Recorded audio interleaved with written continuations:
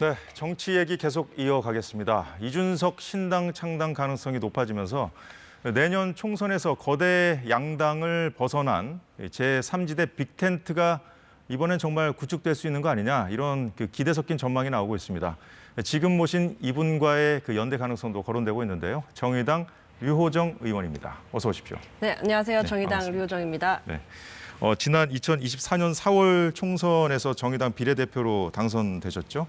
그렇죠. 네, 3년 남짓 이제 3년 의정 반 활동, 정도? 네. 국회의원으로서 활동을 하셨는데 되게 짧게 좀 소감 말씀 부탁드리겠습니다. 저 같은 경우는 이제 게임 업계에서 노동조합을 만들고 네. 뭐 일을 하다가 많이 답답함에 출마를 했고 당선이 됐거든요. 네. 그런데 의정 활동을 하다 보니 답답함은 더 커지기만 했던 것 같기는 해요. 물론 이제 제 역량이 좀 부족해서일 수도 있겠지만 정책을 정말로 실현을 해서 발의해서 그치는 게 아니라 실현을 해서 삶을 바꿔내는 일이 참 쉽지 않구나. 지금 양극단의 진영 정치가 많은 것을 가로막고 있구나. 그런 생각을 좀 많이 하게 됐습니다. 양극단 진영 정치라고 표현을 하셨는데 차차 여기에 대해서도 말씀 나누겠습니다. 이 타투 합법화를 위한 법안 제정을 위해서 그때 입으셨던 게 보라색이었나요? 빨간색이었나요? 보라색입니다. 보라색 드레스를 입으셨고 국회 본청 앞 잔디밭에서 선 모습이 기억이 납니다. 그때 뭐 원피스를 입고 등원하신 모습도 있었고 탈권위 문화, 그리고 그때 당시에 이 비판적인 지적에 대해서 그 권위가 양복에서 나오는 건 아니다, 뭐 이렇게 말씀하신 것도 좀 인상 깊게 들었는데 어떻게 보십니까? 3년 지난 시점에서 당시 했던 발언에 대해서 어떻게 평가하시겠습니까? 국회 권위가 양복에서 나오는 것이 아니다라는 말은 오히려 지금에 와서 시민분들께서 더 많이 공감해주고 계실 거라고 생각해요. 네. 그리고 이제 제가 아무래도 뭐 기획 업무를 좀 주로 하다가 국회에 와서 언론 홍보 부분을 좀 중요하게 생각을 했고, 뭐랄까요. 자신의 목소리를 이렇게 기사 한 줄이라도 내기 위해서, 뭐 시민들에게 좀 알리기 위해서 정말 처절하게 투쟁하시는 분들 있잖아요. 뭐 네. 굶고. 그런 분들을 위해서 제가 스피커가 되고 싶다라는 생각을 했었는데 그중 하나가 이제 뭐 복장을 활용한 것이었고요. 복장 논란이라는 말은 그 뒤로 이제 많이 없어진 것 같아요. 뭐 제가 뭐 잘했다라기보다는 그만큼 또 세상이 많이 바뀐 게 있는 것 같아요. 근데 좀 답답한 점은 타투법 같은 경우에는 그로 인해서 뭐 인식도 많이 바뀌고 타투이스트들의 현실도 이제 많이 알려지고 했는데 여전히 법안이 통과가 되고 있지는 않아서 남은 임기 동안 이제 더 많이 노력을 하려고 합니다. 네, 알겠습니다. 뭐 당내 상황도 뭐 안 짚어볼 수 없을 것 같습니다. 지난달 치러진 강서구청장 보궐선거 당시에 이 정의당은 1.83% 득표율을 기록했습니다. 이 정도 뭐 참패라고 보시고 있는 거죠? 그렇죠. 이제 이번 강서구 보궐선거에서만 1.83을 받은 것이 아니라 그 이전 뭐 대선, 지선을 통해서 시민들께서 이제 정의당의 어떤 필요성, 존재 이유에 대해서 좀 더 증명해 보라고 계속해서 말씀해 주셨다라고 생각을 하고요. 네. 사실 지도부 내부에서도 약 3% 정도를 예상을 했던 것 같더라고요. 그런데 한참 못 미치는 결과를 받아서 충격이 컸던 것으로 알고 있습니다. 이후에 이 지도부가 총사퇴했고 노동 세력과 녹색당, 진보당 등 제3의 정치 세력과 뭐 연합 정당 형태로 내년 총선을 치르자, 이런 방안을 추진하기로 했었는데 여기에 대해서 좀 반대 목소리를 내셨죠? 저는 이제 이 안이 정의당의 혁신이라거나 재창당에 해당하지는 않는다라고 생각을 했거든요. 왜 그렇게 생각하셨습니까? 우선 이제 그 내용들을 쭉 읽어보면 뭐 모든 곳이랑 연대할 수 있을 것처럼 쓰여는 있어요. 뭐 노동, 녹색, 뭐 지역, 뭐 제3부리 다 적혀는 있는데 실제 내부에서 뭐랄까 좀 더 진심을 갖고 소통을 하고 있는 곳들을 보면 사실은 우리가 기존에 알고 지내던 곳들, 익숙했던 곳들과만 대화를 하고 있고 어떻게 보면 이제 상황이 어렵다 보니 하던 대로 하는 그 선택을 반복하고 있다. 본 거죠. 게다가 이제 녹색당 뭐 분들이 이렇게 들어오셔서 비례 공천을 받고 당선이 되면 다시 돌아가는 방식의 것은 녹색당의 총선 전략이 될 수는 있지만 시민들 보시기에 정의당이 재창당이라 할 수 있느냐, 정의당이 이렇게 혁신했다라고 시민들께서 인정해 주실 것이냐, 뭐 그런 것에도 저는 굉장히 큰 이렇게 좀 문제가 있다, 그렇게 생각을 했어요. 앞서 저희가 뭐 이준석 신당설 관련해서 얘기를 나눴었는데 이 전 대표가 신당을 만들면 좋겠다. 젊은 정치인들이 당을 나와서 제3지대에서 정치를 바꿔나가면 좋겠다고 말씀하신 적이 있어요. 당원들의 선택에 따라서 당을 떠날 수도 있다. 뭐 그런 걸 암시한 건지 아니, 아니면 그런 건 어떤 뜻에서 말씀하신 겁니까? 전혀 아닙니다. 저는 2017년도에 정의당에 입당을 했습니다. 그때부터 다당제 국회, 실질적인 다당제 국회를 만들어야 한다라고 이제 생각한 그 당의 당원이었던 거고요. 예. 그런데 사실 이제 정의당도 그렇고 교섭단체를 이루는 그러면서도 오래가는 정당은 만들지 못한 상태이지 않습니까? 그러는 사이 양극당의 진영 정치가 이제 강해졌고 서로 대화하지 않아도 되는 그 정치의 풍경을 본 지가 오래된 거죠. 저는 이제 양당을 고쳐서는 어떤 우리 삶을 해결해내는 정치 모습을 볼 수 없을 거라고 생각하기 때문에 기왕에 이준석 대표가 신당 창당을 목표로 하고 있다면 제3지대로 오셔서 새로운 물결이 돼서 이 국회를 함께 바꿔봤으면 좋겠다. 정치를 바꿔봤으면 좋겠다라고 말씀을 드리는 거고 탈당은 또 이제 별개 전혀 생각하고 있지 않고 지금 제가 그 당 지도부의 안에 대해서 매우 강하게 비판을 하고 있는데 앞으로 당 대회 등등의 어떤 일정을 남겨두고 있거든요. 그러면 다시 한번 민주적 절차를 갖고 당원들을 설득할 수 있는 기회가 있는 거잖아요. 저는 최선을 다할 생각입니다.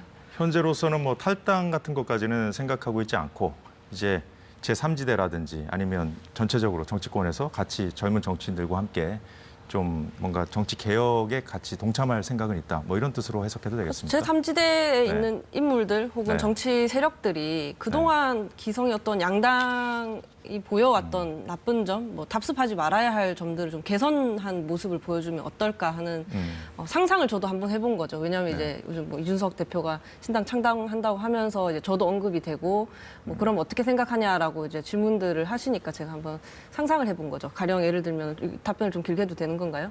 네, 말씀하시죠. 네. 가령 예를 들면 이제 저희들을 두고 이제 젠더 갈등으로 과연 합의할 수 있을 것이냐 뭐 그런 질문들을 하시잖아요. 그건 좀 이따 다시 제가 다시 여쭤보겠습니다. 네, 그러면 이정미 지도부 사퇴 이전에도 선거연합 추진에 대해서 강하게 비판하신 바 있습니다. 잠시 그 영상 보고 말씀 나누겠습니다. 정의당 이정미 지도부가 강서구청장 보궐선거 이후 내놓은 유일한 수습책은 녹색당과의 통합입니다. 2024년 총선 이후 각자의 당으로 복귀하는 시나리오를 도대체 정의당의 혁신이라 부를 수 없다는 것입니다. 정의당은 위성정당 방지법을 국회에 제출한 정당입니다. 완벽한 자기 모순입니다. 네, 발언 수위가 상당히 높은 것 같습니다. 이 선거를 앞둔 야합 뭐 이런 측면에서 좀 비판을 하신 겁니까? 저는 이제 기성의 정치보다 더 나쁘다고 생각했어요. 특히 정의당이 그랬기 때문에 저마저도 조금 배신감을 느끼기도 했는데요. 뭐 선거 연합 정당을 두고 유럽식 뭐 연합 정당이다 이렇게 설명을 하는데 저는 아무리 해도 그렇게 설명을 할 수가 없었거든요. 기본소득당이나 시대 전환을 그 선거 후에 다시 돌려보낸 그 더불어시민당과 크게 차이가 있는가 했을 때 그렇지 않다라고 여전히 생각하는 거고 우리는 괜찮다라고 하는 것은 양당에서 너무 많이 본 말 아닙니까? 내로남불 아닙니까?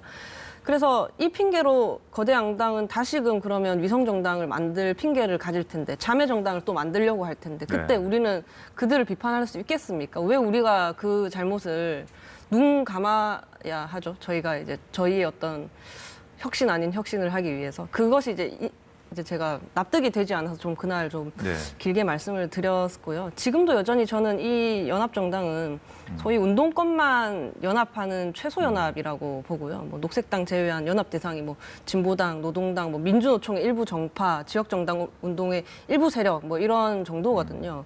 제가 운동권이 나쁘다는 말은 아니지만 이렇게 되면 시민들 눈에 그동안의 진보 정당과 전혀 달라 보이지 않는다라는 것이 이제 가장 큰 문제로 비쳤습니다.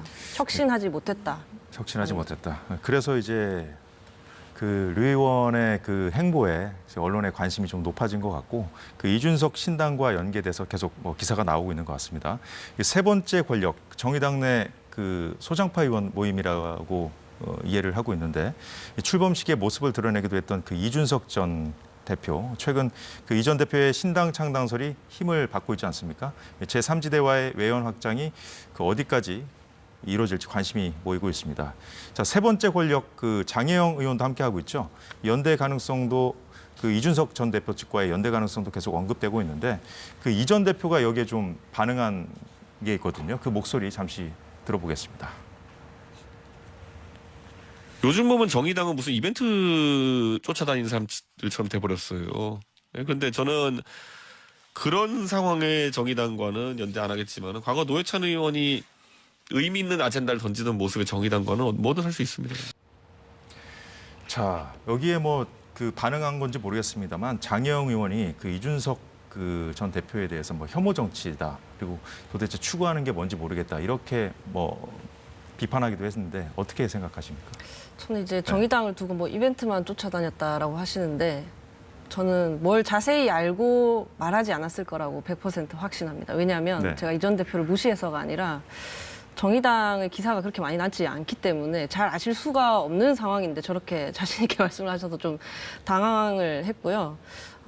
전에는 사실 제가 박영선 전 서울시장 후보가 노회찬 정신을 언급했을 때 제가 이렇게 말씀드렸어요. 노회찬 정신은 누구도 독점하여 계승할 수 없다. 정의당만의 것일 리도 없다. 사회적 약자와 서민을 위해 평생을 바쳤던 그를 기리는 모두의 것이다. 그렇기 때문에 무엇이 노회찬 정신인지를 규정할 수 있는 라이센스가 이전 대표한테만 있는 것은 아니겠죠. 네. 그래도 다만 이제 지금 아까 말씀드린 것처럼 적대적 공생하는 이 양당제를 넘어설 수 있다면 좀 많은 것을 내려놓고 대화해 볼 수 있지 않을까? 사실 정치라는 게 갈등 그 자체가 중요한 게 아니잖아요. 정치인들은 서로 애초에 다른 생각들을 가진 시민들을 일정 부분 대변을 하고 있고 예. 대의하고 있고 그럼 그걸 가지고 만나서 싸우기만 할 게 아니라 싸워서 또 뭐 자기 조직 강화할 만한 써먹을 게 아니라 대화를 해서 그 문제를 해결할 방법을 갖고 나와야 하는데 지금의 정치가 그러지 않은 지 오래되었지 않습니까? 네. 그래서 제가 이제 제3지대 하신다고 했을 때 그렇게만 부정적으로만은 보지 않고 있는 이유기도 합니다. 자, 그냥 기왕이면 잘 하셨으면 좋겠습니다. 그 양당 정치의 문제를 해결할 수 있다면 내려놓고 대화할 수 있다, 이렇게 말씀하셨어요. 그 대의를 위해서라면 아까 앞에 저희가 뭐 얘기를 나눌까 하다가 뒤로 미루지 않았습니까? 이 젠더 갈등 문제, 그 이준석 전 대표에 대해서 같은 당 그 장혜영 의원, 생각이 많이 같으신 분인데 그분도 이제 비판을 했거든요. 이거 돌파할 수 있겠습니까?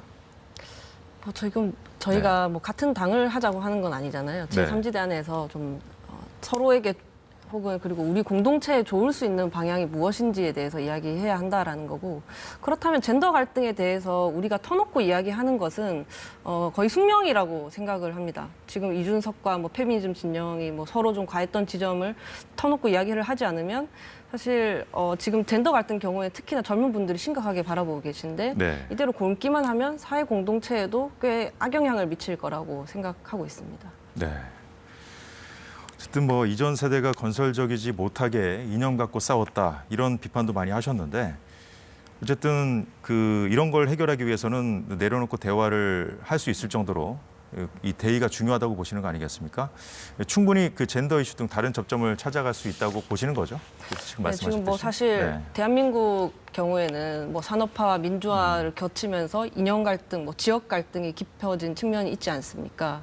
그런데 이게 정치권이 이런 문제들을 좀 악용하고 있어서 그렇지 이런 갈등들이 평범한 시민들 사이에서 많이 해소가 됐거든요. 이제는 뭐 젠더 말을 좀 줄여야 되나요? 아니, 말씀하십시오. 네. 이제는 이제 많은 전문가들이 뭐 젠더 갈등이나 세대 갈등도 이제 꽤 심각해질 거라고 진단을 하고 있거든요. 이런 것들을 새로운 정치인, 젊은 정치인들이 해결하는 것을 좀 숙명으로 받아들였으면 좋겠고, 이전 세대의 그런 오랜 기간의 그 갈등을 우리는 답습하지 않았으면 합니다. 그래서 이준석 전 대표가 전에 언론 인터뷰에서 여성 할당제는 토론할 수 있지만 만약에 피해자가 여성인 모든 사건을 여자라서 죽었다라고 하면 대할 수 없다라고 하시더라고요. 네. 저도 이런 정도가 이준석과 류호정의 젠더 갈등이라고 한다면 충분히 대화하고 풀어낼 수 있는 거거든요. 저도 네. 한동훈 장관과 뭐 비동의 강간죄로 이렇게 토론을 하지 않았습니까? 저도 정책 토론이 하고 싶은 거지. 그래서 해결을 하고 싶은 거지. 뭐 여자도 군대 가라 같은 뭐 그런 말로 대화가 단절이 되는 어떤 정치를 바라는 것은 아니었거든요. 그래서 그냥 해내야 하는 일이라고 생각합니다. 알겠습니다. 건설적인 대정부 질문을 하고 싶다는 발언도 자주 하셨던 걸로 제가 기억을 하고 있는데, 그 오늘 얘기 나눈 동안에도 이제 거대 양당 정치 문제점들 많이 지적을 해주셨거든요. 그 지난 대정부 질문에서 한덕수 총리에게 질의하는 모습도 화제가 됐었는데 잠시 영상 보고 오겠습니다. 정치가 바뀌어야 대한민국이 바뀐다라는 말 저보다 많이 들어보셨을 텐데 전 고개가 갸우뚱해집니다. 적어도 2023년 지금의 대한민국은 반대입니다. 저는 이걸 87년 체제라고 부르는데요. 정치는 오늘도 그 시절 산업화 그리고 민주화로 나뉘어서 싸우고 있습니다. 합리성, 과학, 지성 이런 것들이 지배하는 그런 정치가 정말 되기를 간절히 평소에 희망을 해봅니다. 절대로 진전되고 있고 더 나아지고 있다 이렇게 봅니다. 선배님이 그렇게 말씀하셨기 때문에 기대를 하고 싶어집니다. 네, 한덕수 총리에게 선배님이라는 그 호칭을 쓴 게 인상 깊었는데 청년 정치인으로서 느낀 우리 정치의 가장 큰 문제점, 정치 양극화였다 이렇게 정리해 볼 수 있을까요? 이제 양극단의 진영 정치를 이제 총론으로 이야기한다면 약간 강론으로 세 가지를 제가 좀 짚었었거든요. 당시에 모든 행정부 관료가 대통령 한 사람의 입만 쳐다보게 되는 이 제왕적 대통령제, 그리고 이제 상대편이 잘 못하면 집권하고 까짓거 집권 못해도 제1야당 하면 되는 지금 승자 독식의 선거제도, 그리고 마지막으로 공천 받으려면 당이 상식과 멀어져도 눈 감아야 하는 공천제도 내지 정당 문화를 제가 짚었고요. 이 세 가지 요인이 정확히 같은 시점에 같은 공간에 모여서 이런 최악의 정치를 만들었다고 저는 생각을 했고, 총리님께서도 꽤나 크게 한숨 내쉬면서 공감을 해주셔서 조금 놀랐습니다. 그래서 이제는 처방이 있을 차례인 거고, 저는 이제는 양당이 돌아가면서 집권도 해봤고 다수당도 다 해봤지 않습니까? 제3지 그 안에서 문제를 찾기에는 충분히 많은 기회를 시민들께서 주셨다고 생각합니다.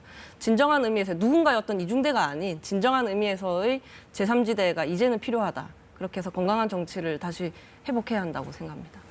3년 남짓 그 국회의원으로 활동을 하시면서 느끼신 점이 많은 것 같습니다. 앞서 그 류호정 의원을 소개하면서 2024년 4월 총선에서 당선됐다고 제가 잘못 언급한 것 같은데 2020년으로 바로 잡겠습니다.